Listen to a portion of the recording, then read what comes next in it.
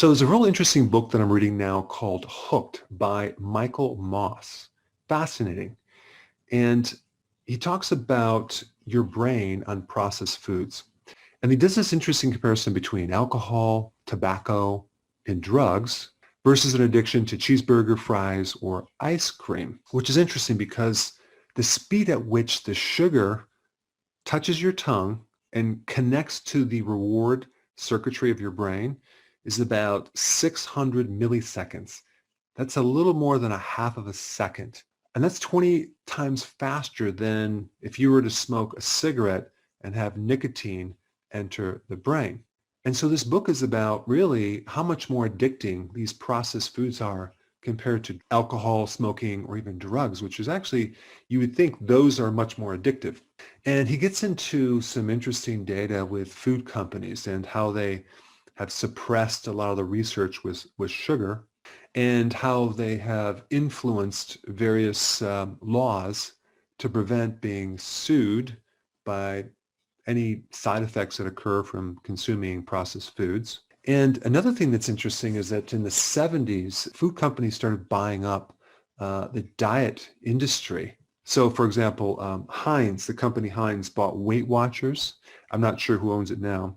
The company Unilever, which makes those Klondike bars, and they even own Ben and Jerry's. They bought Slim Fast for $2.3 billion. And of course, Slim Fast right now also sells their keto version. So you can have the sugar version or the keto version, depending on who you are. Nestle bought Jenny Craig. So it's interesting that the companies that are making processed foods are also the companies that are helping you lose weight. And so the other thing I want to talk about is how they actually diagnose an addiction / substance use disorder. There are actually 11 criteria that are used. Okay, I'm going to go through this. Number one, hazardous use. Is the substance dangerous to yourself or others? Can you overdose on it? Number two, social or interpersonal problems related to use. Relationship problems or conflict with others. All right, number three, neglected major roles. You have failed to meet your responsibility at work, school, or home because of substance use. Number four, withdrawal. When you stop using the substance, you experience withdrawal symptoms. Well, that definitely shows up with sugar. Tolerance. You have built up a tolerance to the substance, so you have to use it more to get the same effect. That's definitely related to processed foods and sugar. Number six, use larger amounts or use the substance for longer amounts of time. Number seven, repeated attempts to control use or quit. You've tried to cut back or quit entirely, but have not been successful. All right, number eight, much time spent using. You spend a lot of time using the substance or eating the processed food.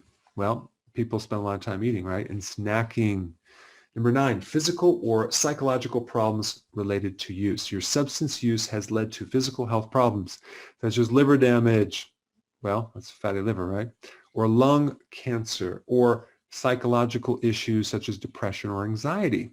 Well, that's definitely related to processed foods.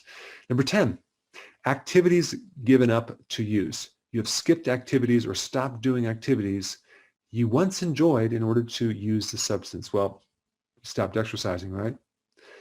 And number 11, craving. You have experienced cravings for the substance. Now, what's interesting about this, they gave you 11 criteria. If you meet 2 or 3 of the criteria, you have a mild substance abuse disorder. 4 to 5 is considered moderate.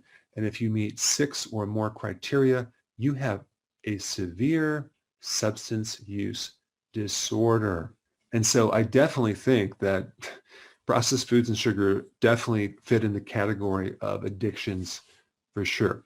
All right, thanks for watching.